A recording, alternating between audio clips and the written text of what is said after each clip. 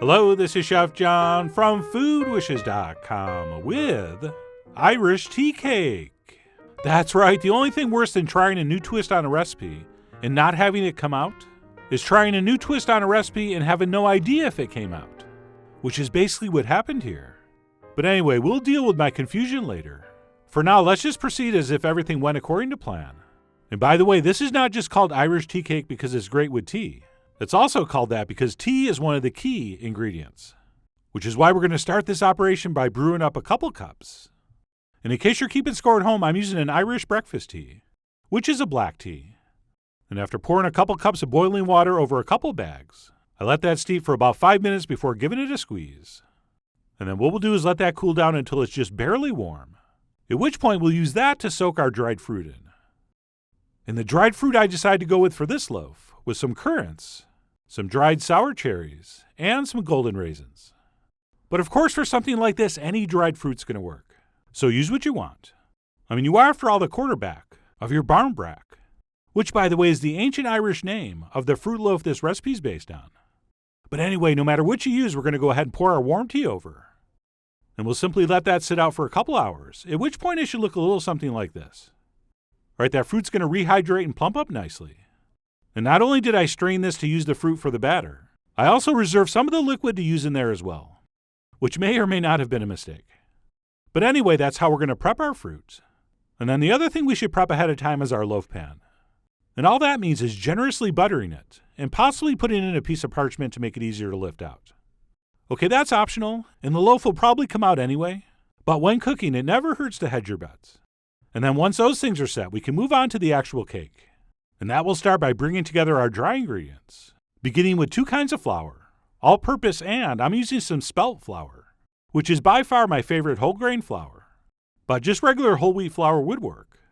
And then to that, we're going to add some salt, as well as some baking powder, followed by some very classic fruit loaf spices, which means a generous amount of cinnamon, as well as some freshly grated nutmeg that I freshly grated ahead of time. We will also want a little kiss of ginger, as well as a little hint of ground clove. And that is going to be it for our dry stuff. But before we let any wet stuff near this, we're going to take a whisk and give it a mix to make sure everything's broken up and evenly distributed. And then once that's been accomplished, we can move on to adding our wet ingredients. So we will go ahead and make a well in the center, which I really don't think has much of a practical purpose, but it seems like something we should do. And then into that we will add some brown sugar, as well as 1 large whole egg, which you can tell is a good one because the yolk is orange. And then we will also want to splash a whole milk, as well as a couple tablespoons of our reserved tea from soaking the fruit. And then a lot of the recipes called for candied orange and lemon rind, but I didn't have that, so I just used freshly grated lemon and orange zest, and it seemed to work out nicely. And then we'll go ahead and Irish this up with a little splash of whiskey, he said possibly inappropriately, as well as a few drops of vanilla. And then last but not least, we will pour in a whole bunch of melted butter. And then we will take a spatula and give this a mix. But not all the way, because we still need to add our strained, tea-soaked dried fruit. So what we'll do is mix this until it's about 75% of the way, which is kind of an annoying instruction, because how the heck do you tell? Well, you don't.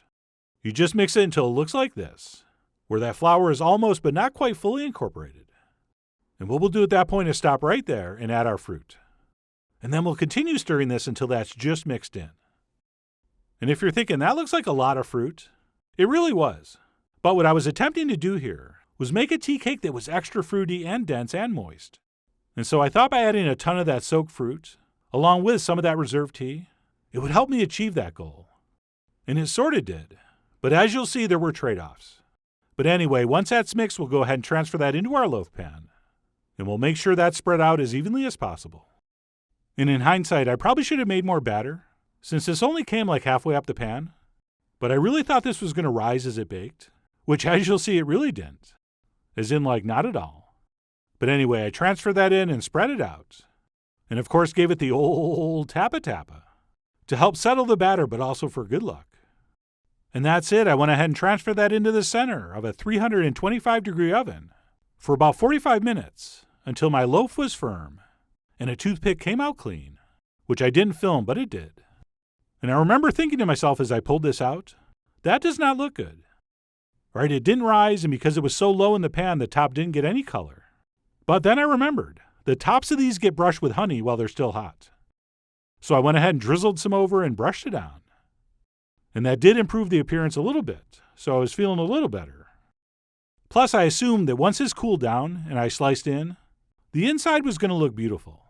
But it didn't. It actually looked worse. But anyway, I'm getting ahead of myself. Since once this had cooled, before I sliced in, I went ahead and garnished the top with some blood orange zest, as well as some blood orange slices, since I had those around and they are so beautiful. So I went ahead and added a little visual distraction to the top, before grabbing the wrong knife and slicing in. Right, it was too short and that serrated edge kind of grabbed and pulled the fruit. But anyway, I sliced in and did not like what I saw. All right, it's never a good sign when something looks exactly the same cooked as it did when it went into the pan. Plus, that grayish-brown color isn't exactly what we call appetizing. So at this point, I was thinking this was going to be a complete failure. But then I took a bite and got really confused, because the texture was actually surprisingly pleasant, and the flavor was excellent. I mean, like really good. And then I remembered you're supposed to spread some butter on this. So I did. And it tasted even better. All right, that black tea we used to soak the fruit gives us such a unique flavor. And despite its very odd appearance, it really was delicious to eat. And to prove it, I finished that slice. And then cut another one with a straight edge knife, which worked a lot better. Although the slice kind of looked the same. But anyway, I spread some butter on that one as well. And continued eating and being confused. So to summarize, I really don't know what to make of this attempt at Barmbrack. I mean, on one hand, like I said, it was delicious, and the flavors were beautiful. And for the lack of a better description, it was kind of like a fresh fruitcake, and really would be perfect with a cup of hot tea for breakfast. But on the other hand, it didn't rise and was really flat, and if we're being honest, did not look that attractive. So I'll just finish by saying I really think we all learned something here today. I'm just not sure what that is. So unlike most videos, I really can't say whether I hope you give this a try soon. But if you do, head over to foodwishes.com for all the ingredient amounts and more info as usual. And as always, enjoy.